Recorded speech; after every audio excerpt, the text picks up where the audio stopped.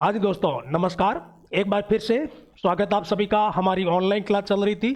Online class में हम दोस्तों मेवाड़ पढ़ रहे थे। मेवाड़ में हम लोगों ने जो है शुरुआत आपके गोहिल वंश से की है। गोहिल वंश में जो संस्थापक थे हमारे गोहिल आदित्य, क्लियर है। गोहिल आदित्य के बाद में हम लोगों ने बप्पा रावल को पढ़ा। बप्पा रावल के बाद में अल्लट या आलू रावल को पढ़ा।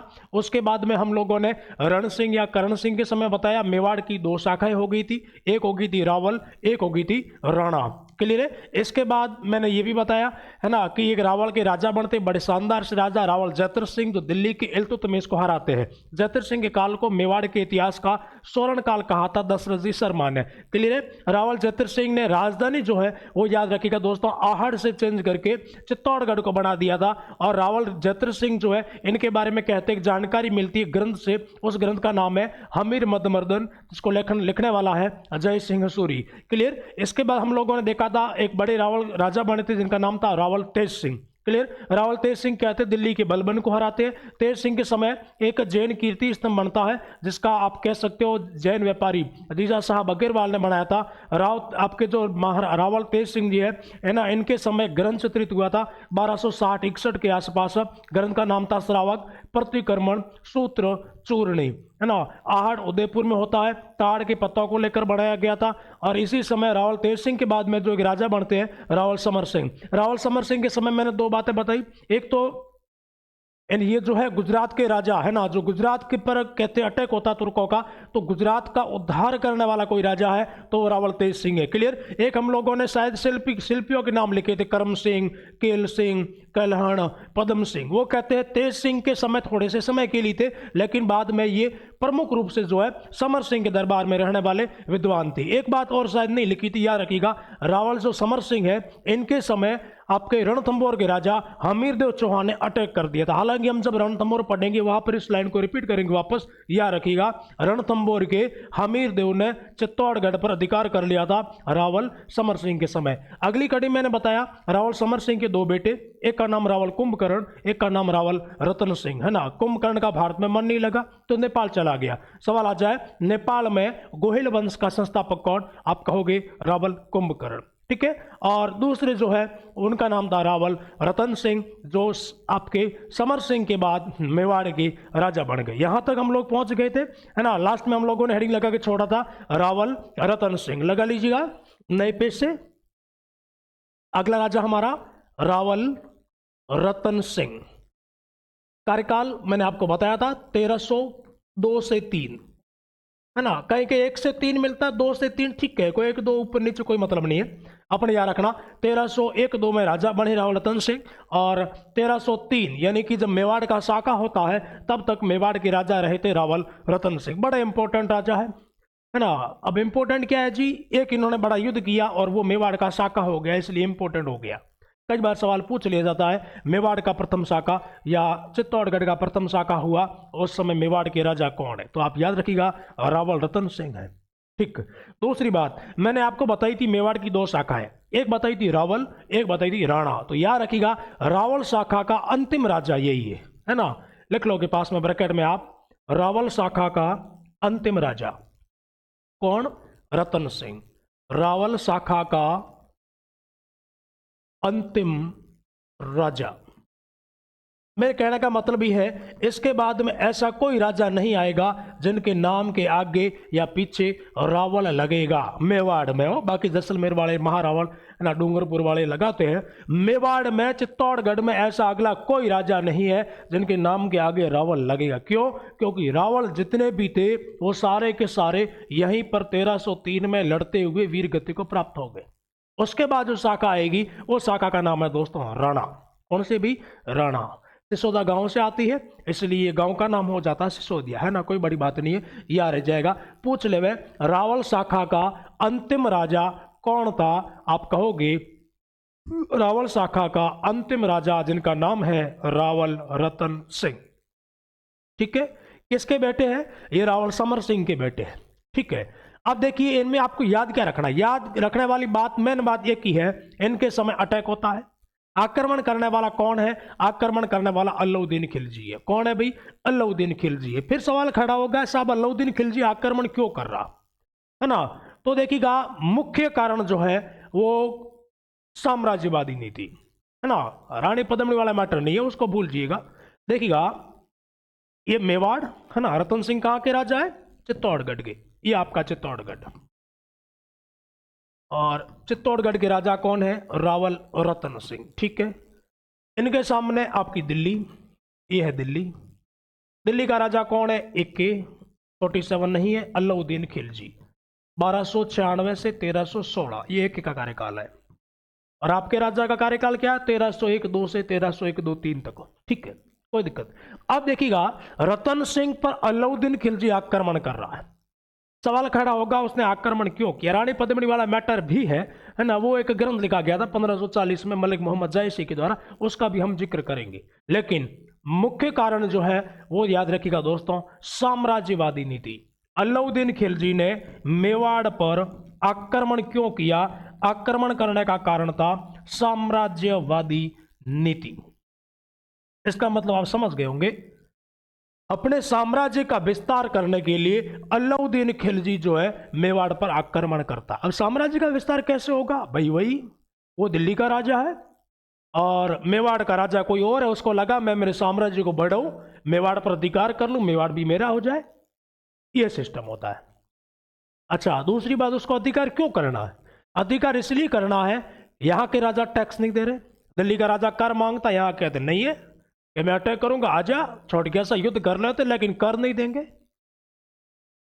दूसरी बात, अगर अलाउद्दीन खिलजी दिल्ली का राजा है तो उसको और कहीं आना जाना होता तो है ना, जो रास्ते मेवाड़ के रास्ते से निकलते, अलाउद्दीन को लगता है यार ये लोग निकलने नहीं देते, पैसे मांगते सामने से, मेवाड़ जैसी रियासत का राजा दिल्ली वाले से पैसे मांग रहा है, इसलिए उसको लगाए डेली माता पोड़िया से एक ही काम करते हैं, है ना, डेली डेली लड़ाइयाँ करनी, एक बार ही बड़ा अटैक करो, अधिकार कर लो और सारे रास्ते खुले हो जाए, इसलिए वो आक्रमण करता है। ठीक, आपने सुना होगा दोस्तों, अलाउद्दीन खिलजी 1299 गुजरात जाता है। बड़े ध्यान से सुनिए ये चीज जो मैं अभी बोलने जा रहा हूं, काफी जगह काम आने वाली, काफी जगह क्या राजस्थान की हिस्ट्री में जो हम आगे बढ़ेंगे। देखिए 1299 अलाउद्दीन खिलजी गुजरात पर अटैक करता है। बताया जा रहा है अलाउद्दीन खिलजी का इतिहास कभी उठा के देख लेना, उसने जितने भी युद्ध किए महिलाओं के लिए, यहां तक कि जायसी कह रहा मेवाड़ भी क्यों आया, पद्मिनी के लिए आया। ठीक है, अलाउद्दीन खिलजी को खबर मिली गुजरात में एक, बताया जा रहा है एक कमली नाम की महिला है, सुंदर महिला, उसको लेने के लिए वो जा रहा। एक करण की लुगाई थी, करण की पत्नी कमली। अलाउद्दीन खिलजी जैसे ही खबर मिली बंदा रवाना हो गया, कहां से, आपके दिल्ली से। ठीक, अब रवाना हुआ, आपको गुजरात जाना है, जाओगे कहां से, राजस्थान होके निकलना पड़ता। राजस्थान वाले बीच में बाउंड्री लगा के बैठे, अटक से लगा के ग्वालियर तक, पूरा का पूरा राजस्थान की, किसी को भी निकलना, पैसे भरो साहब, जाओ, जमीन हमारी है, टोल टैक्स रोड टैक्स दो। अलाउद्दीन भाई साहब दिल्ली का राजा, उसने कहते हैं टैक्स दिया नहीं, और इन लोगों ने जबरदस्ती लूटपाट की, यही कारण था उसने अटैक किया मेवाड़ पर। ठीक, क्या होता है 1299, देखिए अलाउद्दीन दिल्ली से रवाना हुआ, रास्ते में आपने नाम सुना होगा रणथंबोर, है ना, रणथंबोर सवाई माधोपुरम पड़ता है, रणथंबोर। अलाउद्दीन यहां से निकलने लगा, याद रखना रणथंबोर पढ़ेंगे तब काम आएगा वापस से। रणथंबोर के राजा थे दोस्तों जिसका नाम था हमीर देव चौहान। अमीर देव चौहान रणथंबोर के राजा, अलाउद्दीन खिलजी यहां से निकलने लगा, और अमीर ने कहा नहीं साहब पैसे नहीं है ना, पैसे है तो दे तो जा। उसने कहा मैं पैसे नहीं दूंगा, नहीं दे तो किनारे ले, रणथंबोर की बाउंड्री से नहीं निकलेगा, और अगर निकल गया तो कूटेंगे, ध्यान देना। अलाउद्दीन को लगा अपने मेवाड़ होकर निकलते हैं ना, अलाउद्दीन खिलजी कहते हैं मेवाड़ के रास्ते निकलने लगा, चित्तौड़गढ़। चित्तौड़गढ़ के राजा समर सिंह, रतन सिंह जी के पिता, समर सिंह ने मना कर दिया, यहां से चित्तौड़गढ़ से निकलना है तो पैसे दे जा। अलाउद्दीन ने कहा मैं पैसा नहीं दूंगा, नहीं दे, किनारे ले। अलाउद्दीन ने कहा मैं अपने सिवाना के रास्ते निकल लूंगा, कि निकल ले। सिवाना, सिवाना में आपको पता ही है सोनग्राह चौहान वगैरह बैठते, शीतल देव वगैरह, इन्होंने पैसे मांगे नहीं दिए, जालौर के रास्ते निकलूंगा, कि जा जालौर। जालौर में आपके कानड़ देव के पिता है ना सामन सिंह वगैरह, ये बैठे थे, जालौर वाले सोनग्राह चौहान। इन्होंने भी कहा साहब पैसे देने पड़ेंगे, नहीं तो हम जाने नहीं देंगे। अलाउद्दीन को लगा यार गजब के लोग हैं। कहते हैं अलाउद्दीन खिलजी मारवाड़ के रास्ते निकला, वर्तमान जो आपका जोधपुर है। हालांकि यहाँ पर राठौड़ों का राजवंश था, लेकिन राठौड़ एक जगह इकट्ठा होकर नहीं बैठे थे। जैसे आप लोग पढ़ेंगे, हम पढ़ेंगे आगे, राठौड़ सबसे पहले कहाँ आए, कैसा, पाली। राजधानी कौन सी बढ़ाई, खेड़, बालोतरा, ठीक है। उसके बाद कुलदेवी का मंदिर कहाँ है, नागाना गांव, कल्याणपुर के पास में। उसके बाद मलिनाथ जी हुए, मलिनाथ जी कहाँ गए, वो मेवा नगर, मालानी, वहां चले गए बाड़मेर वाले एरिया में। उसके बाद आपके वो पाबूजी राठौड़ वगैरह जो होते हैं, हालांकि मलिनाथ जी से पहले होते, वो चले गए कोलूमंड, रावचूड़ा वगैरह, ये बैठ गए कड़ाऊ गांव में। यानी कि स्पेशल जगह पर नहीं थे। और अलाउद्दीन खिलजी की सेना कहते यहां से निकली, रात जाकर रुकती है बाड़मेर में, एक जगह है जूना। जूना आपने गांव का नाम सुना होगा, बड़ा शानदार गांव है जूना। वहां अलाउद्दीन खिलजी रात रुकता। अलाउद्दीन को लगा आज आराम करते, वहां से तो निकल गए, आगे गुजरात पास में ही है। और वहां से दोस्तों याद रखिएगा, जैसलमेर के भाटियों को जानकारी मिली, भाटी अटैक करते हैं। अलाउद्दीन खिलजी के जो शानदार शानदार घोड़े, हाथी थे, ऊंट थे, उठा लिए भाटियों ने। कहाँ के भाटी, जैसलमेर के, मूलराज भाटी वगैरह। सुबह अलाउद्दीन खिलजी उठा और देखा भाई क्या हुआ, घोड़े ऊंट किधर है, ना गए, वो तो ले गए, और कौन ले जा सकता अपने, क्या भाटियों की हिम्मत है। अलाउद्दीन खिलजी ने कहा अटैक करो। 1299 जैसलमेर पे अटैक कर दिया। आधी सेना वहां गई, आधी सेना गुजरात गई करण की वो कमली को लेने के लिए। वहां गए, अटैक किया। वहां का राजा जो था करण नाम का, करण बघेल था, उसको हरा दिया। और वहां से अलाउद्दीन खिलजी वापस आ गया। वापस आती उसने फाइलें निकाली, क्या वो लाओ रे भाई, अपने खिलाफ कौन थे, कौन कौन वो बंदे थे जिन्होंने मार्ग नहीं दिया। कैसा, आप सबसे पहला रणथंभौर अटैक करो। 1301 अमीरदेव चौहान लड़ते हुए वीर गति को प्राप्त हो गए, रानी रंगादेवी ने जोहर कर लिया। और कौन है, क्या मेवाड़, मेवाड़ के राजा चेंज हो गए, रतन सिंह अटैक करो जो भी है। 1303 रतन सिंह ने केसरिया कर लिया, रानी पद्मणी ने जोहर कर लिया। और कौन था, कि सिवाना अटैक करो, शीतलदेव 1308 शीतलदेव ने केसरिया कर लिया, रानी मैना दे ने जोहर कर। और कौन है, क्या जालोर अटैक करो, कान्हड़देव 1311 कान्हड़देव चौहान ने केसरिया किया और रानी जैतलदेव ने जोहर कर लिया। 4 साके हो गए मेवाड़ में, आपके सॉरी राजस्थान में, अलाउद्दीन खिलजी के समय। जैसलमेर वालों को फोन किया, भाई तुम लोग उधर अटैक करने गए थे, अलाउद्दीन की सेना गई हुई अभी तक आई नहीं है, वहीं पर युद्ध कर रही। कारण क्या है, भाटी हारे नहीं। 14 साल हो गए, ध्यान देना, 14 साल हो गए, 14 वर्षों तक अलाउद्दीन की खिलजी सेना के साथ लड़ाई कर रहे। अलाउद्दीन खिलजी ने जैसे ही मैसेज किया, पूछा भाई क्या हुआ, तुम लोग आए नहीं, क्या आए क्या साहब, हम लोग तो जीत ही नहीं पा रहे। तब कहते अलाउद्दीन खिलजी खुद अटैक करता है और बताया ऐसा जा रहा है 1313 के आसपास जैसलमेर का साका होता है। 1313 जैसलमेर का प्रथम साका। आपने पढ़ा होगा, जैसलमेर में कहते हैं साहब 2.5 साके हुए थे, ठीक है। 2.5 क्यों हुए थे वो भी है ना अलग कहानी, आपको पूरी की पूरी बता दी जाएगी। अब देखिए ये याद रखिएगा भाई, अलाउद्दीन खिलजी के समय राजस्थान में मुख्य रूप से 5 साके हुए। कहां कहां, रणथंभौर 1301, चित्तौड़ 1303 और 1308 आपका सिवाना, 1311 जालौर, 1313 जैसलमेर। याद हो जाएगा। चलिए, यह बताने का मतलब यही है, इन सभी पर अलाउद्दीन खिलजी ने आक्रमण करने का कारण उसका एक ही, उसको लगा मैं साम्राज्य को बढ़ा दूं, मुझे कभी गुजरात या मालवा और कहीं जाना है तो रास्ते में ये लोग बीच में तारबंदी करके खड़े नहीं रहो कम से कम, इसलिए इन सभी को वो हराता है, ठीक है। हाँ, वापस आ जाइएगा रतन सिंह पर। मैंने बताया रावल रतन सिंह चित्तौड़गढ़ के राजा है, और दिल्ली का राजा कौन है साहब, के अलाउद्दीन खिलजी है। 1299 गुजरात जा रहा था, रतन सिंह के पिता ने उसे टैक्स लिया, उसको मार्ग नहीं दिया, इसलिए अलाउद्दीन खिलजी मेवाड़ पर आक्रमण करेगा, ठीक है। फिर सवाल खड़ा होगा, अलाउद्दीन खिलजी ने आक्रमण किया, ये सारी की सारी आपको जानकारियां कहां से मिलती है। देखिए दुनिया भर के ग्रंथ है ना, उन ग्रंथों को हम बाद में लिखेंगे। सबसे पहले आप, जैसा मैं बोर्ड भी लिख रहा वैसा वैसा कॉपी में नोट कर लीजिएगा। इधर लिखोगे आप रावल रतन सिंह, कहां के राजा है, चित्तौड़गढ़ के, ठीक। कार्यकाल चाहो तो लिख लेना पास में ही। इधर सामने आप लिखोगे एक अलाउद्दीन खिलजी 1296 से 1316, एक कहां का राजा है साहब, दिल्ली का, ठीक है। नेक्स्ट अब देखिए आक्रमण अलाउद्दीन करेगा या रतन सिंह करेगा? सीधी सी बात है साहब, अलाउद्दीन करे। क्यों करेगा? वो शायद आप लोगों ने कारण लिख लिया होगा कि साम्राज्यवादी नीति के तहत अलाउद्दीन खिलजी ने चित्तौड़गढ़ पर आक्रमण किया। ठीक, कब किया? नेक्स्ट लाइन इसी में लिख लेंगे हम, लिखेंगे आप, एक के रवाना हुआ 28 जनवरी 1303। ठीक, रवाना हुआ का मतलब समझ गए क्या?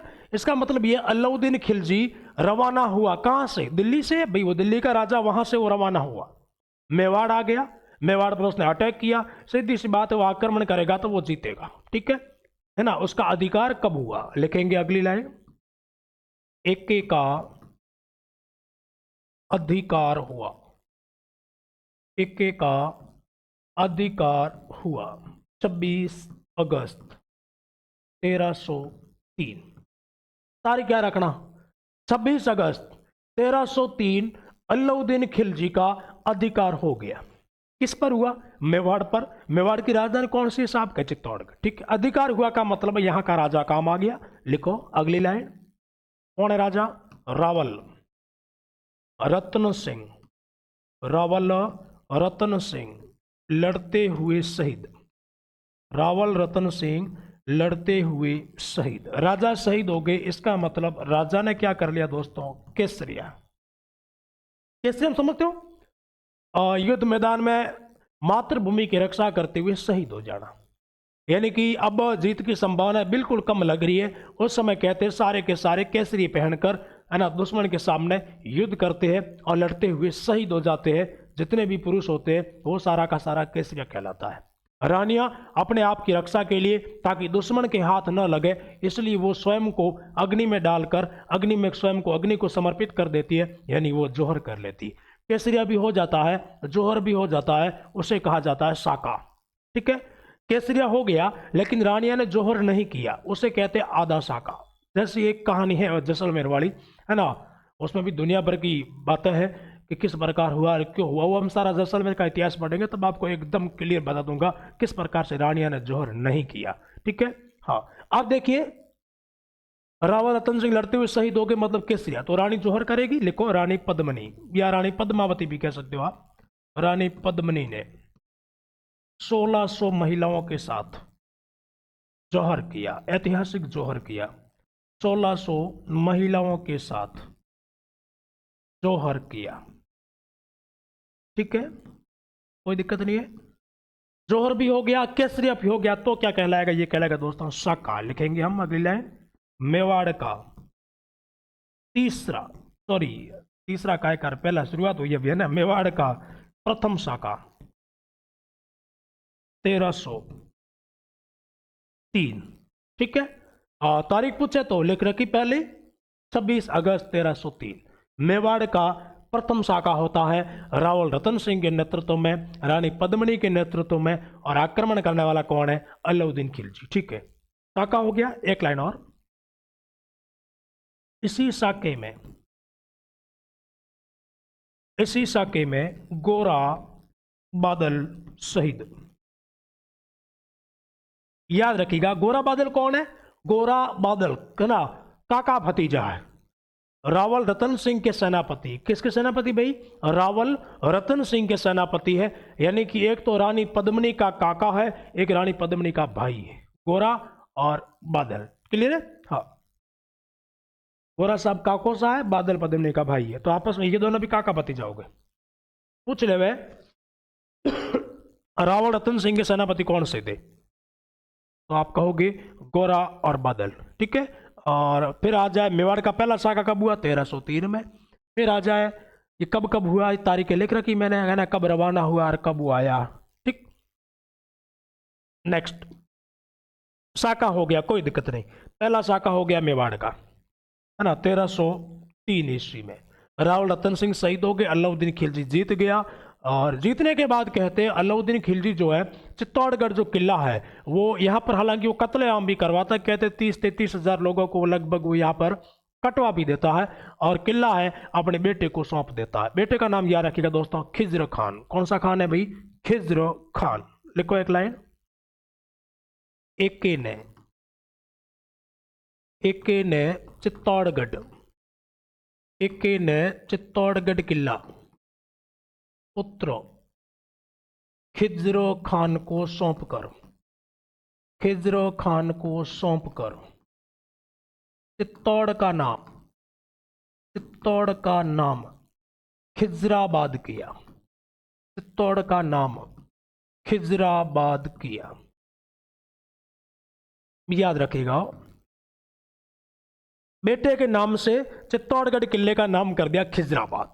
देख लो, बाप ने बेटे को किला गिफ्ट किया है, चित्तौड़गढ़ किला है ना, अलाउद्दीन खिलजी ने पुत्र खिज्र खान को दिया और चित्तौड़ का नाम क्या कर दिया, खिज्राबाद। अलाउद्दीन ने कहा साहब मैं तो जा रहा दिल्ली, हालांकि कहते हैं पीछे खिज्र खान का भी मन कम ही लगा, और बाप के पीछे पीछे बेटा भी कहाँ चला गया, दिल्ली चला गया। ठीक है, थोड़ा सा याद रखिएगा, चित्तौड़गढ़ का किला खिज्र खान को सौंपकर चित्तौड़ का नाम क्या कर दिया, तो आप याद रखोगे दोस्तों खिज्राबाद। कौन सा बात है भाई, खिज्राबाद। ठीक,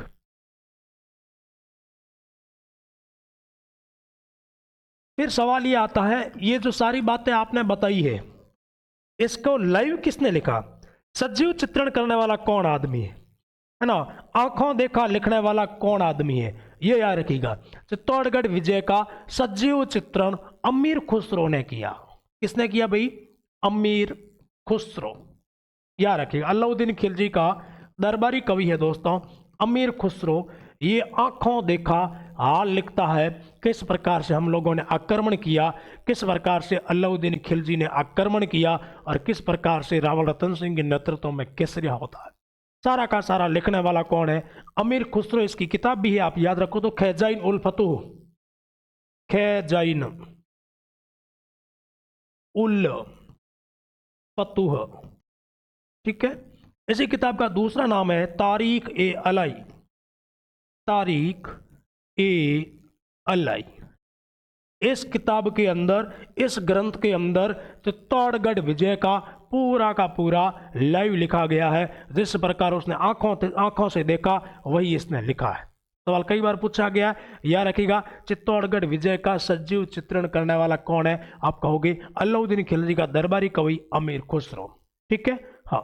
अब देखिएगा अलाउद्दीन खिलजी जीत गया, और अच्छा एक दो बातें और है, और भी पूछ ले कि मेवाड़ की साके के बारे में आपको और कौन कौन से ग्रंथ जानकारी देते। एक तो ये हो गया अमीर खुसरो, अमीर खुसरो का ग्रंथ है कौन सा, खैज़ैन उल फतूह और तारीख ए अलाई। ठीक है, इसके अलावा दो बातें और याद रखना, एक है आपके गोरा बादलरी चौपाई, गोरा बादलरी चौपाई, चार पाई चार दो है, गोरा बादलरी चौपाई। ये लिखने वाले हैं दोस्तों हेमरत्न सूरी, हेम रत्न सूरी।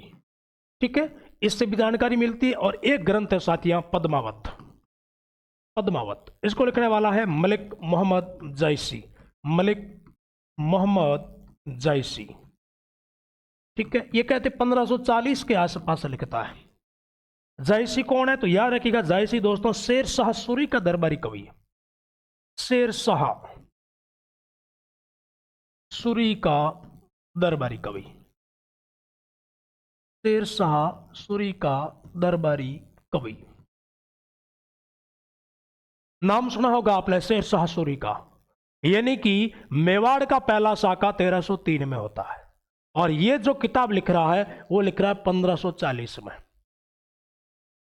देख लो कितने साल बाद, लगभग 120 साल बाद में लिखता है। क्या लिख रहा है, वो कह रहा अलाउद्दीन खिलजी चित्तौड़गढ़ पर आक्रमण रानी पद्मिनी को लेने के लिए आया। ऐसा इस ग्रंथ में लिखा और कहीं नहीं लिखा है ना। इसमें ये बताया गया वो उससे मोहब्बत कर रहा है इसलिए वो अटैक कर रहा है, दुनिया भर की बातें बताता हो। और इसी के आधार पे एक बीच में पिक्चर बनी थी, आपने देखी होगी, पद्मावत बनी थी, बेचारे को कूड़ दिया था भंसाली को, है ना, ठोक ठोक के कबूतर बना दिया था करनी सेना वालों ने। कारण क्या था, इसी के आधार पे लिखी गई। शीशे में देखा, अरे शीशा ही नहीं था, कैसे देखा होगा, कल्पना तो करिए। थोड़ा सा याद रखिएगा, ये सवाल क्या पूछा गया, सवाल पूछा गया मलिक मोहम्मद जायसी का ग्रंथ कौन सा है, पद्मावत। दूसरा, मलिक मोहम्मद जायसी किसका दरबारी कवि है, शेर शाह सूरी का। ठीक है, किताब अवधी भाषा में लिखी गई है, 1540 में लिखी गई है। इसमें लिखने का जो उद्देश्य बताया है वो ये बताया कि ये जो आपका अलाउद्दीन आक्रमण करता है वो रानी पद्मिनी के लिए करता है। इतना सा आपको याद रखना। इतना सवाल आ जाए कौन से ग्रंथ के अनुसार अलाउद्दीन खिलजी ने रानी पद्मिनी के लिए आक्रमण किया। ठीक, दूसरी बात, ये जो मामला हुआ रानी पद्मिनी वाला है ना, दो इतिहासकार ऐसे हुए हैं जो नहीं मानते कि बिल्कुल फर्जी बात, ऐसा कुछ था ही नहीं। उन दोनों के नाम आप याद रखिएगा, सूर्यमल मिश्र है ना और ओझा जी। सूर्यमल मिश्र और ओझा, गौरी शंकर हीरानंद ओझा, ओझा जी है ना।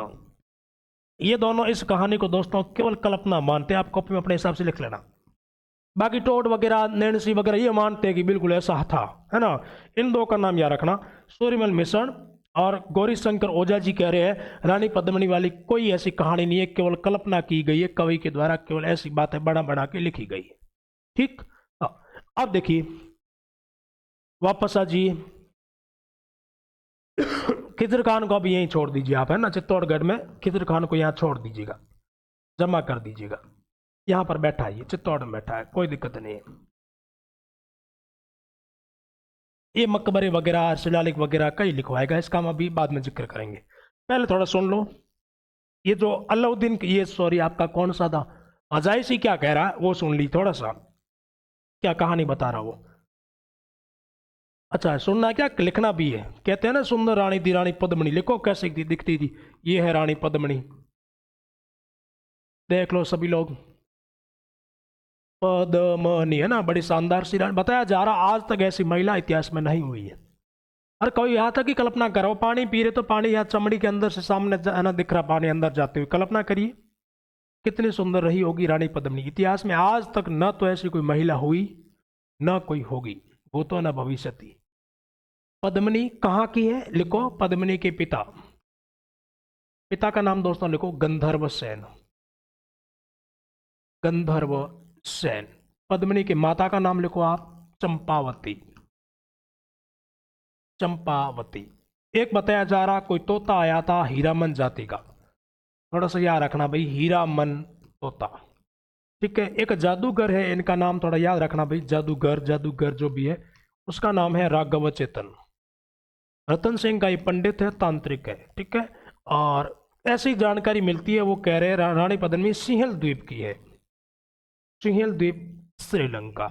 ठीक है, अपने याद रखना पुगल देश, पुगल देश जैसलमेर।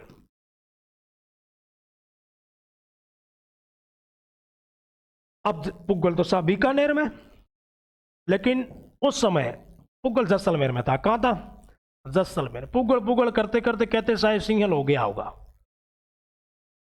और इस कहानी में तो दुनिया भर की बातें बताई जा रही। इसमें कह रहा कि रावल रतन सिंह राजा बनने के बाद वहां गए, 14 साल तक वहां तक रुके। कितने साल, 14 साल सिंहल देश में रुके, और वहां तब जाके रानी पद्मिनी मिली। अब वो राजा ही 2 साल रहे, कैसे रुके होंगे। हाँ, इधर गए होंगे। अच्छा, वो आपने सुना होगा पद्मिनी कहा कि पुगल की पद्मिनी परणी चित्तौड़। कहाँ परणी, चित्तौड़। रानिया में सिरमौर, पुगल की पद्मिनी परणी चित्तौड़। लेकिन सिंहल द्वीप भी बताया जा रहा है श्रीलंका, आपने देखा ही होगा। अपने दोनों ही बातें याद रखनी है, धीरे धीरे चेंज होगा, इतिहास शोध का विषय है। और आने वाले टाइम में आप यही पढ़ोगे पुगल देश की थी। पुगल देश उस समय जैसलमेर के भाटियों का था, और भाटियों की राजकुमारी वो। आज पुगल बीकानेर जिले में पड़ता है, लेकिन पहले बीकानेर है ना 1301। कहाँ था बीकानेर, बीकानेर की स्थापना 1488 को होती, रहो बीका करते। 1300 में साफ जोधपुर भी नहीं था, मंडोर था। अब देखिएगा ये जो आपका ग्रंथ है पद्म, इसमें क्या लिखा, कैसे लिखा, मैं आपको बता रहा है ना, केवल सुनना आपको क्या क्या बातें हैं, किस प्रकार उसने लिखी है। कौन सा ग्रंथ है साहब के, पद्मावत। ठीक, पद्मावत ग्रंथ में ऐसा लिखा गया है कि एक तोता, हीरामन जाति का तोता उड़ता हुआ श्रीलंका से यहां पहुंचा चित्तौड़गढ़। तोता कहते हैं, तोते इंसानों की तरह बोलते हैं। हीरामन जाति वाले तोते राजस्थान में ऐसा कहा जा रहा गागरोन में पाए जाते हैं, गागरोन झालावाड़ में। इंसानों की तरह वो बात कर रहा है, वो सारे के सारे बखान कर रहा है। राघव चेतन को सबसे पहले मिला। राघव चेतन का मैं शॉर्ट नाम लिखूं तो रघु। इनको सारी बात बताता कौन? तोता। कि इतनी सुंदर रानी आई है ना। आई क्या? बैठी है वहां, खबर देने के लिए आया हूं। राघव चेतन हो सके तो चल। राघव चेतन कहते यहां से चप्पल अप्पल पहनी रवाना होने लगा। पूछा कहाँ चलना? के श्रीलंका। राघव चेतन को लगा वहां जाने के लिए जेब में फूटी कौड़ी नहीं है ना, जाएंगे कैसे? एक काम करते अपने राजा को बोलते हैं और राजा ले आएंगे, दर्शन अपन भी कर लेंगे। राजा कौन है? कि साहब रावल रतन सिंह। और ऐसी कहानी ये मिलती है, रतन सिंह को बोला गया, रतन सिंह यहाँ से तोते को साथ में लिया, रवाना हो गए चित्तौड़गढ़ से श्रीलंका। वहां गए और वहां आपको पता होना चाहिए, वहां गंधर्व सेन कोई मामूली राजा नहीं है ना, वह मामूली आदमी नहीं, वहां का राजा है। दरबार में हर किसी की एंट्री नहीं होती, इसलिए कहते रतन सिंह को साधु संत वगैरह ऐसा कोई कपड़े वगैरह पहनाए है ना, और वहां से कहते अंदर प्रवेश करवाया। ड्रेस वगैरह राजा की चेंज की गई, नहीं तो पहचान ले आपको। और वहां जैसे ही कहते वहां पर गए, और बाद में ऐसे आगे कहानी ये मिलती है कि वहां राजा को पकड़ लिया आपके। लोगों को शक हो गया है ना कि शकल से हाथों से ढंग का राजा लग रहा है, साधु के वेश में ऐसे कैसे? जैसे अभी आपने देखा होगा आईआईटी वाले बाबा फेमस हो रहे हैं ना, इसी प्रकार से, यानी कि बड़ा ढंग का है ना लग रहा है, पढ़ा लिखा लग रहा है, अच्छे घर का लग रहा है। लेकिन रतन सिंह ने कहा साहब मैं तो वही साधु ही हूँ। और ऐसी जानकारी आगे ये मिलती है, रतन सिंह को कहते जेल में डाल देते। कौन? वहां के राजा। राजा कौन? गंधर्व सेन। जेल में जा रहे हैं, 5-7 महीने हो गए। ऐसी कहानी कहती है कि 12-12 महीने हो गए रतन सिंह जेल के अंदर बैठे, लेकिन रानी पद्मिनी के दर्शन नहीं हुए। 12 साल हो गए। रतन सिंह को लगा कोई मतलब नहीं, अपने घर चलते। और एक दिन रतन सिंह ने सारी की सारी बात किसको बता दी? गंधर्व सेन को बोला मैं कोई ना तो भिखारी हूं, ना कोई मैं साधु, ना कोई संत, मैं तो हिंदुस्तान के मेवाड़ का राजा रावल रतन सिंह। और मेवाड़ का नाम लिया, खिड़कियां होने शुरू हो गई। किसके? क्यों ना हो भाई, मेवाड़।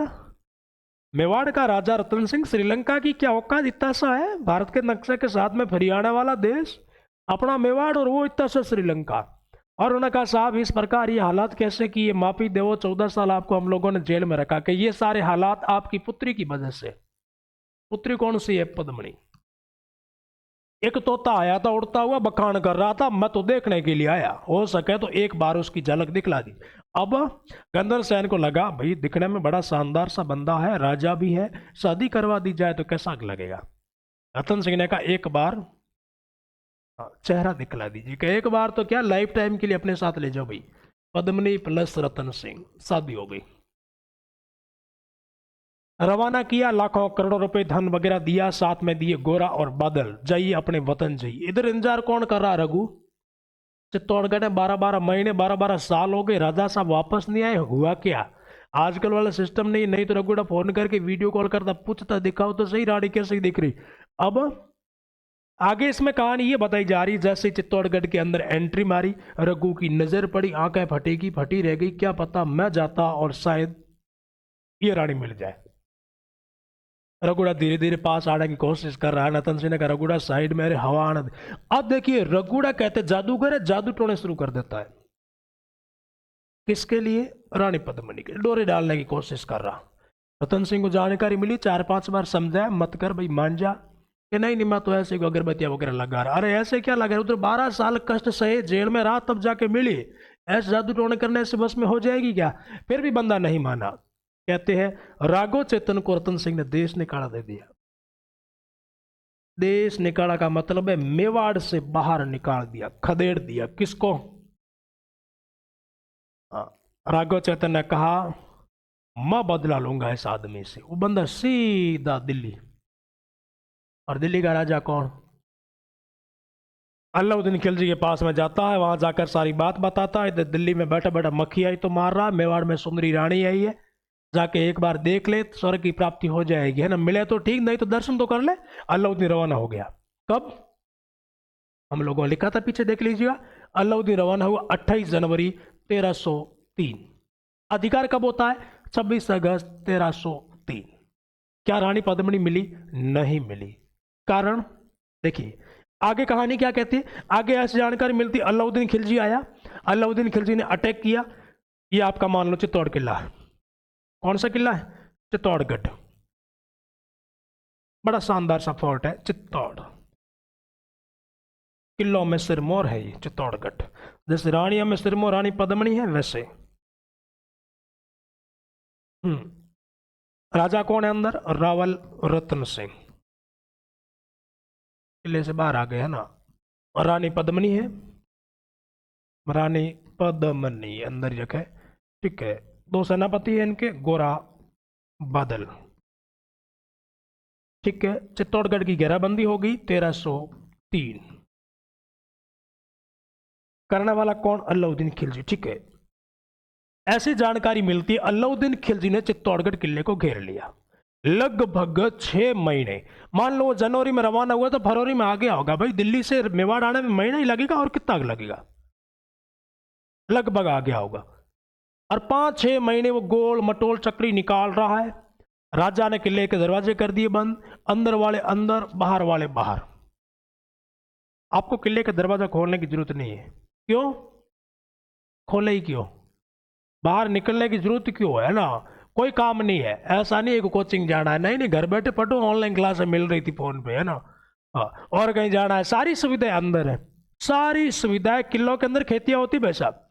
अब देखिए केवल दो, या तो पानी खत्म हो जाए या साहब खाना खत्म हो जाए तो किले के दरवाजे खोलेंगे, अन्यथा किले का दरवाजा आज खुले न काल खुले। 6 महीने हो गए, अलाउद्दीन खिलजी के खुद के अनाज खत्म हो गया। अलाउद्दीन खिलजी को लगा इनके तो खत्म हुए नहीं हुए, अपने खत्म हो रहा है। अलाउद्दीन खिलजी ने कूटनीति का प्रयोग किया, और कहते हैं वो कूटनीति के तहत अलाउद्दीन खिलजी राजा को मैसेज करते हैं। कौन से राजा है? रावल रतन सिंह। अब कहानी को ध्यान से सुनिएगा। रतन सिंह को मैसेज किया गया कि रतन सिंह जी, मैं यहाँ पर 6 महीने से गोल मटोल चक्री निकाल रहा हूँ। रतन सिंह ने कहा बिल्कुल मुझे दिख रहा है, काय को कर रहा है ये?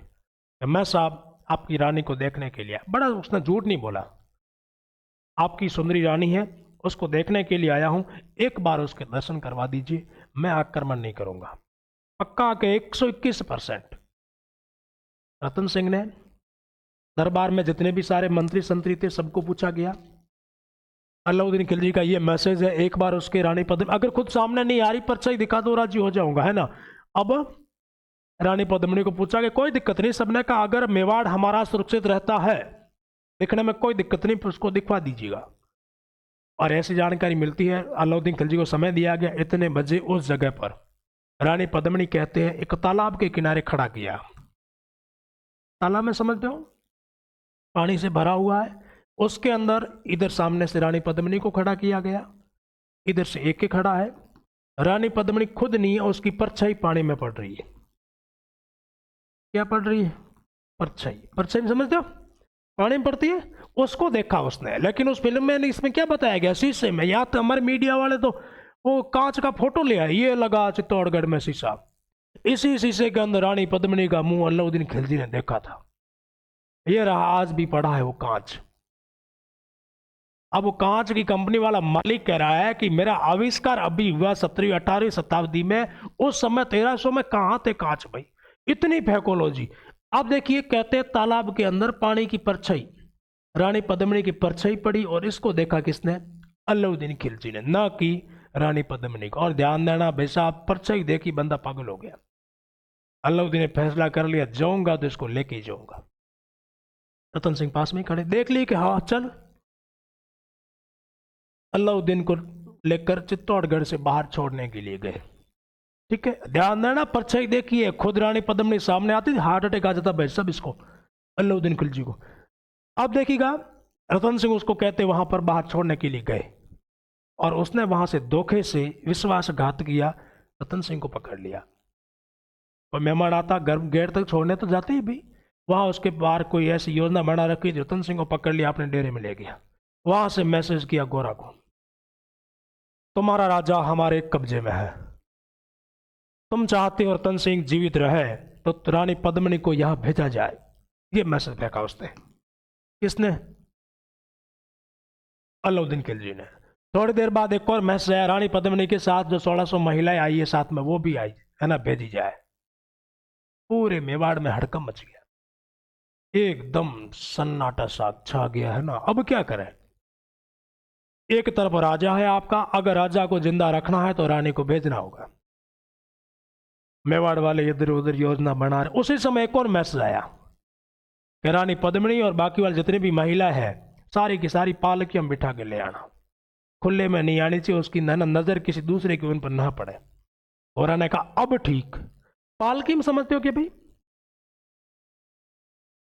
पालकी देखी होगी, पहले ध्यान देना, सारी की सारी रानियां वगैरह पालकियां में जाती थी। कितनी पालकी तैयार की? 1600 प्लस एक पालकी रानी पद्मिनी की। पालकी यानी कि पूरी कपड़े से ढकी होती, अंदर कौन है नहीं पता, और पालकी को उठाने के लिए लगभग 4 आदमी चाहिए, 2 आगे और 2 पीछे, है ना। गोरा ने 1600 मेवाड़ के वीर योद्धा तैयार की, हट्टे कट्टे टाल टाल के लिए। एक एक पालकी में एक एक योद्धा बैठा दिया, और बाकी पालकियां पूरी अंदर से हथियारों से भर दी, तलवार भाले ढाले सारे के सारे। और एक पालकी को पकड़ने के लिए 4 जने, वैसे वापस टाल टाल के 4 4 4 4 लिए। 1600 इंटू 4 कर लो, कितनी होगी? 1600 इंटू 4 क्या 5 करोगे? 4 तो पालकी उठाने वाले एक अंदर भी तो बैठे हैं। हाँ,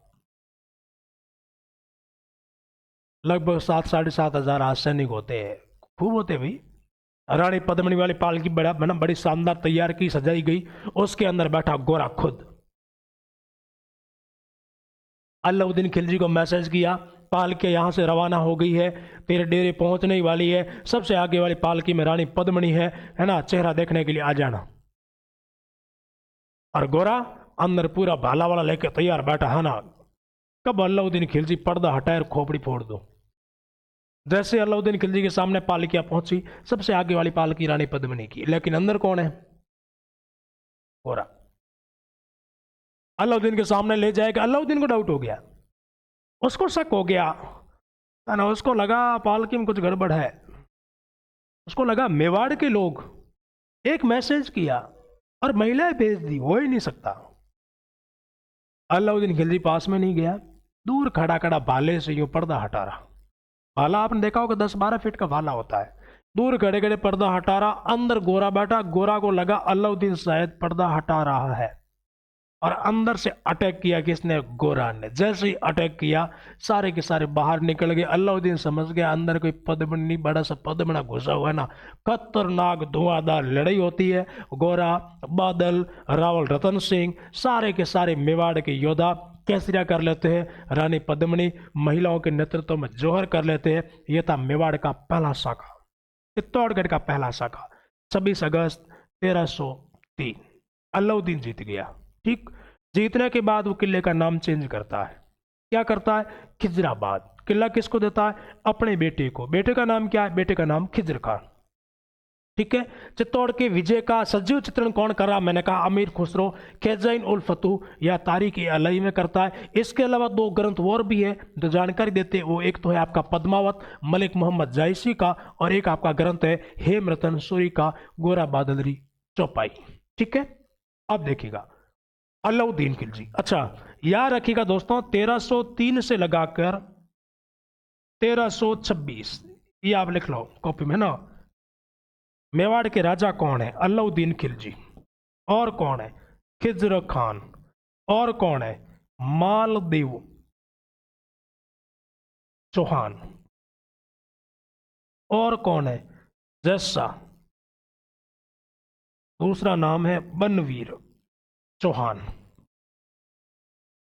ये पहले इतने नाम लिख लो, फिर मैं बता दूंगा क्या मामला है। यानी कि 1303 से लगाकर 1326 तक मेवाड़ पर मेवाड़ वाले नहीं थे। कौन थे? दूसरे। ये कौन है? देखो, पहले अलाउद्दीन खिलजी, फिर किला बेटे को देता है खिजर खान। खिजर खान आगे मालदेव चौहान को किला देता है। मालदेव के बाद मालदेव का बेटा बनता है जस्सा या बनवीर चौहान। इनको हराने के लिए आएगा दोस्तों आपका राजा राणा हमीर। राणा हमीर सिसोदा गांव से आता है, इसलिए कहलाता है सिसोदिया। आगे बात समझ में? यानी कि 23 वर्षों तक मेवाड़ वालों के पास नहीं रहेगा। 23 वर्षों तक मेवाड़ जो है दोस्तों वो रहेगा दिल्ली सल्तनत के अधीन। किसके अधीन? दिल्ली सल्तनत के अधीन। मैंने बताया था अलाउद्दीन खिलजी ने कहा मैं तो दिल्ली जा रहा हूं, बेटे को किला दिया, बेटे का मन नहीं लगा वो भी चला गया। बेटे ने किला किसको दिया? मालदेव चौहान। अब ये दिमाग खोपड़ी में घूम रहा, मालदेव कौन है? चौहान है साहब, सोनगराज चौहान। याद रखिएगा, मालदेव एक जोधपुर के राजा भी हुए, राव मालदेव राठौड़, हसमत वाला राजा, 52 युद्धों का विजेता, वो अलग है। ये जालोर का राजा है। ये मालदेव कहाँ का है आगे हम पढ़ेंगे। हालांकि मैंने अभी बताया था आपको, शायद जालोर का साका होता 1311 में। मैंने कहा था जालोर के राजा लड़ते हुए कैसे या करते? कान्हड़ देव। कान्हड़ देव का भाई है ये। कौन? मालदेव। कान्हड़ देव के भाई मालदेव ने अलाउद्दीन खिलजी की अधीनता स्वीकार कर ली, इसलिए मालदेव चौहान को अलाउद्दीन खिलजी ने चित्तौड़गढ़ किला दिया। और मालदेव के मृत्यु के बाद उनका बेटा राजा बनता है जैसा चौहान, कहीं कहीं नाम मिलता है बनवीर चौहान। ठीक है, ये दोनों बाप बेटे दिल्ली के अधीन काम कर रहे थे। लेकिन 1326 में मेवाड़ का राजा कौन बनेगा? राणा हमीर। किसको मारेगा? जैसा को। शायद बात पल्ले पड़ गई होगी। मेरे कहने का मतलब इतना ही है, 23 वर्षों तक मेवाड़ दिल्ली के अधीन था। 23 साल बाद मेवाड़ का उद्धार कौन करता है? तो मेवाड़ का साहब उद्धार करता राणा हमीर। ठीक है, कोई दिक्कत नहीं है। चलिए, अब खिजर खान ने यहाँ एक दो काम करवाए थे, वो दोस्तों याद रखना। चित्तौड़गढ़ में बैठा है वो, ठीक है, वो यहाँ पर आपको पता होगा दोस्तों, चित्तौड़गढ़ के पास नदी है ना, बहती है गंभीरी। गंभीरी नदी पर पुल बनाता है। लिख लोगे एक लाइन, खिजर खान है चित्तौड़गढ़ में। खिजर खान है चित्तौड़गढ़ में गंभीरी नदी पर पुलिया बनाया। पुल में समझते हो, पुल बनाया। अरे आने जाने का मार्ग। मैंने बताया ये लोग जनवरी में आए थे। कब आए? 28 जनवरी। अगस्त में जीत गए। अगस्त में आपको पता होगा बारिश का मौसम है, यह बेहद से गंभीर है, बड़ी शानदार नदियां बहती है। अलाउद्दीन खिलजी की सेना फंस गई, आधी इधर आधी उधर। जीतने के बाद अब निकले कैसे? तब उन्होंने कहते पुलिया बनाया। गंभीरी नदी पर पुल का निर्माण करो, याद रखना, इंपॉर्टेंट है। यहीं पर ये इन्होंने जो है एक दरगाह है, वहां पर एक आपका अभिलेख भी लगवाया था। लिख लोगे, दाईबी पीर की दरगाह। दाईबी पीर की दरगाह, यहीं पर वो फारसी भाषा में एक अभिलेख लगवाता है। फारसी भाषा में अभिलेख कौन लगाता है? खिजर खान। ठीक है, इसमें वो बता रहा है, खिजर खान फारसी भाषा का अभिलेख लगवाता है। इसमें बता रहा है कि चित्तौड़ का नाम क्या है? चित्तौड़ का नाम खिजराबाद है ना। इसी अभिलेख में लिखा गया है चित्तौड़। चित्तौड़ के आगे लिखा है, चित्तौड़ का नाम क्या है? खिजराबाद लिखा है। ठीक है, और क्या लिखा है? और इसमें लिखा गया दोस्तों, एक ईश्वर की छाया है। किसकी छाया है? ईश्वर की, भगवान की, है ना। और क्या लिखा है? और लिखा अलाउद्दीन खिलजी पूरी दुनिया की रक्षा करने वाला है। एक दुनिया का रक्षक है, एक दुनिया का रक्षक है। 1325 के आसपास का अभिलेख है। और क्या कह रहा? और कह रहा मेरा बाप अलाउद्दीन खिलजी जो है, खिजर खान कह रहा है, वो सिकंदर सानी है, दूसरा सिकंदर है। एक को सिकंदर सानी बताया, सिकंदर सानी बताया। किसने? खिजर खान ने। ठीक है, यानी कि दाईबी पीर की दरगाह, यहाँ पर जो अभिलेख लगा है गंभीरी नदी वाले पुलिया पर, यह फारसी भाषा का अभिलेख है। लगवाने वाला कौन है? खिजर खान है। और ये खिजर खान इसके अंदर 4 बातें बता रहा है। ऐसा लिख रहा है, मैं यहाँ खिजराबाद का राजा हूँ। खिजराबाद यानी चित्तौड़गढ़ का नाम इन्होंने खिजराबाद किया। दूसरा कहता है, अलाउद्दीन खिलजी के बारे में कह रहा है, अलाउद्दीन खिलजी यहाँ पर धरती पर ईश्वर की छाया है। और क्या कह रहा है? और कह रहा है अलाउद्दीन खिलजी जो है पूरी दुनिया का रक्षा करने वाला है, दुनिया का रक्षक है। और कह रहा है अलाउद्दीन खिलजी दूसरा सिकंदर है, सिकंदर सानी है। ठीक है, ये बड़ी इंपॉर्टेंट बात है, याद रखिएगा। आगे बढ़ूं मैं, चलिए। मैंने बताया दोस्तों 1303 से लगाकर 1326 तक, 1326 तक मेवाड़ वालों के पास नहीं था। मैंने बताया मेवाड़ के जीता कौन, अलाउद्दीन। किला किसको दिया, बेटे को। क्या नाम है बेटे का, खिजर खान। खिजर खान ने किला आगे किसको दे दिया, खिजर खान ने दे दिया जालोर के राजा को। कौन था जालोर का राजा, कैसा, मालदेव। अच्छा, इनको मुछाला मालदेव कहते भाई। एक बार शायद किसी पेपर में पूछ लिया, मुछाला मालदेव कहाँ के, मुछाला मालदेव जालोर के। कहाँ के, जालोर के कान्हड़ देव के भाई है। बड़ी बड़ी मूछें थी इसलिए बोलते मुछाला मालदेव। ठीक है, मुछाला मालदेव कहो, मालदेव चौहान कहो, मालदेव सोनगरा कहो, है ना, कुछ भी बोल सकते हो आप, एक ही बात है। मालदेव के बाद इनका बेटा राजा बनता है जैसा चौहान।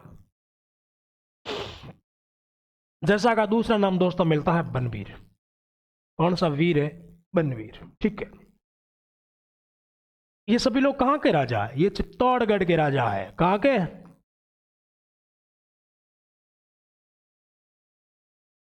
एक बात और सुनिएगा, मैंने बताया रावल, जितने भी रावण थे दोस्तों सारे के सारे 1303 में काम आ गए, पूरे रावण। ठीक, मैंने कहा राणा सिसोदा गांव में बैठे थे।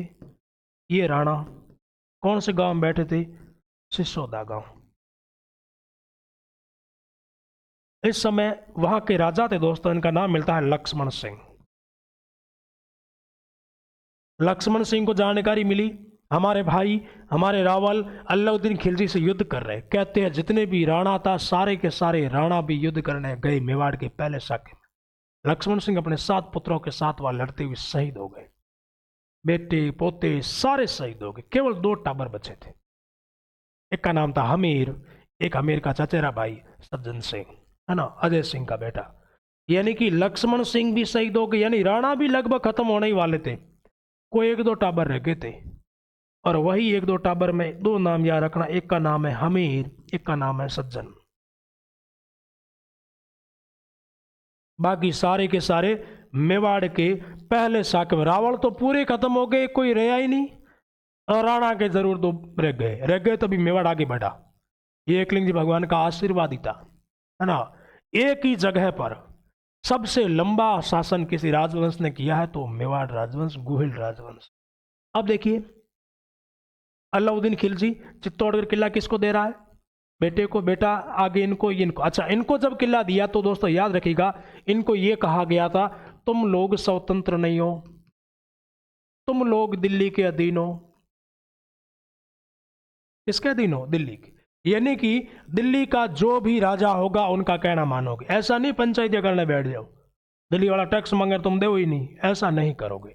कहने का मतलब है दिल्ली का कोई भी राजा हो उनका कहना कौन मानेगा, सब आपका ये मालदेव। अलाउद्दीन ने कहा भले ही मैं राजा रहूं, भले ही मेरा बेटा बने, या भले ही हमारा वंश ही खत्म हो जाए, भले ही खिलजी रहे या ना रहे, और कोई दूसरा राजवंश आ जाए तो भी आप उनका कहना मानोगे। क्या ठीक। 1326 तक ये लोग रहे। 1326 में एक आदमी सिसोदा गांव से निकलता है, उनका नाम है राणा हमीर। हमीर जानकारी मिलती है ऐसा ऐसा आक्रमण होता है, चित्तौड़गढ़ किला हमारा था, है ना, हमारे बाप दादे वगैरह सारे के सारे साके में शहीद हो गए, और यहाँ पर कोई दूसरे लोग अधिकार करके बैठे। राणा हमीर कहते सेना को इकट्ठा करते और अटैक करते और खोपड़ी काट देते किसकी, जैसा की। जैसा को मारकर 1326 में राणा हमीर ने, है ना, मेवाड़ में पुनः गुहिल वंश की स्थापना की। यानी कि मेवाड़ को, है ना, वापस मेवाड़ का उद्धार किया है। सवाल क्या आएगा, सवाल ये आएगा मेवाड़ का पहला उद्धार कौन, आप कहोगे साहब राणा हमीर। राणा हमीर ने 1326 में, है ना, आपके मेवाड़ में जो राज कर रहा था जैसा या बनवीर सोनगरा, उनको हटाकर मेवाड़ को पुनः जीत लिया। याद रह जाएगा क्या, 1326 में। दूसरी बात, ये हमीर के चचेरे भाई कौन है, सज्जन सिंह। किधर ये रहे, सज्जन सिंह कहते यहां से ये महाराष्ट्र की साइड निकल गए थे। महाराष्ट्र, महाराष्ट्र का नाम सुना, बम्बई। वहां जाकर गोहिल वंश की स्थापना करते हैं। और इन्हीं सज्जन सिंह के दोस्तों जो वंशज होते हैं वो होते हैं छत्रपति शिवाजी महाराज। नाम सुना क्या? शिवाजी पढ़ते हम इतिहास में, शिवाजी मराठा है? नहीं, शिवाजी मेवाड़ का गोहिल वंश का सिसोदिया राजपूत है। हाँ, वहां जाने से कोई मराठा नहीं हुआ। सिसोदिया है ना, शिवाजी खुद लिख के गए थे, मैं मेवाड़ के महाराणा प्रताप के वंश का हूं। और किसके वंशज है बताए?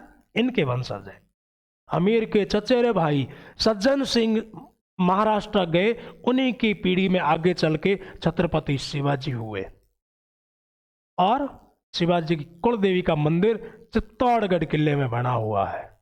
अगर यहां से कोई संबंध नहीं है तो कुलदेवी यहां चित्तौड़गढ़ में क्या कर रही भाई? तुलजा भवानी का मंदिर चित्तौड़गढ़ किले के अंदर है, जो छत्रपति शिवाजी की कुलदेवी है। क्लियर है? तो याद रखिएगा, है ना। सज्जन सिंह ने महाराष्ट्र में स्थापना की गोहिल वंश की। इनके वंशज कौन हुए? छत्रपति शिवाजी। और हमीर ने किसको हराया? हमीर ने जेसा को हरा दिया 1326 में। और राणा हमीर ने मेवाड़ का क्या किया? उद्धार किया। क्लियर है? हेडिंग लगा के छोड़ दीजिएगा, राणा हमीर। कार्यकाल रहेगा 1326 से 1364, राणा हमीर। ठीक है, हमीर का जिक्र दोस्तों हम अगली क्लास में करेंगे। तब तक के लिए सभी को थैंक यू। जय हिंद।